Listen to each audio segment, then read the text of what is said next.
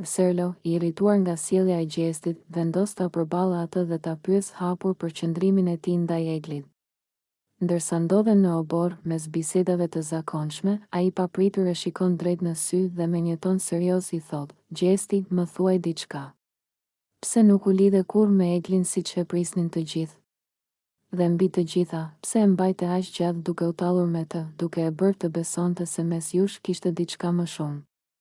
Banorët e tjerë që janë aty afër ndalojnë për një moment dhe drejtojnë vëmendjen nga biseda, duke pritur me kuriozitet përgjigjen e Gjestit.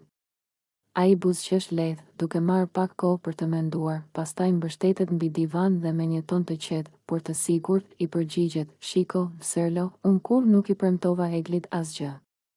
Ajo ishte ajo që donte të besonte në një histori mes nesh. Unë që në fillim e kam thënë që për mua kjo është një lojë dhe nuk do të lidhem seriozisht me askën brenda kësaj shtëpie."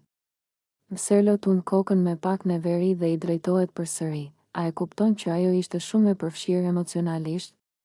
Ajo mendonte se mund të kishte diçka më shumë mes jush, dhe ndërkohë ti e leje të mendoj ashtu, ndërsa pas krahëve të saj talleshe me të. Nuk të duket e padrejtë?" Gjesti buzëqesh sërish, këtë herë me një ton paksa ironik: "A e kam detyruar unë të më doj? A e kam detyruar unë të ketë ndjenja për mua?" "Jo, Vserlo," ajo zgjodhi vetë. "Unë nuk bëj asgjë më shumë se sa t'i shijoj momentet dhe të luaj lojën time. Nëse ajo u lëndua, më vjen keq, por nuk ishte faji im që ajo nuk kuptoi lojën që po luanim këtu." Në atë moment, disa banor fillojnë të komentojnë, disa duke mbështetur Vserlon, të tjerë duke buzëqeshur nga përgjigjet e Gjestit.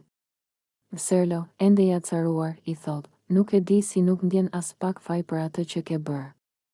Egli u largua nga kjo shtëpi e thyer, e lënduar, ndërsa ti thua që nuk kishe ndjenja për të.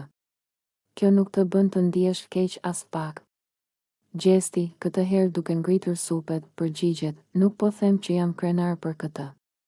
Por, Vserlo, ky është Big Brother. Nuk kemi ardhur këtu për të martuar apo për të bërë histori dashurie të sinqerta. Të gjithë këtu jemi për lojën, dhe unë thjesht luajta më mirë se ajo." Vserlo tund kokën, i shgënjur nga përgjigja, ndërsa disa banor tjetër shikojnë me habi mënyrën se si Gjesti justifikon sjelljen e tij. Duket qartë se kjo temë nuk do të mbyllet kaq lehtë dhe tensioni mes tyre vetëm sapo rritet.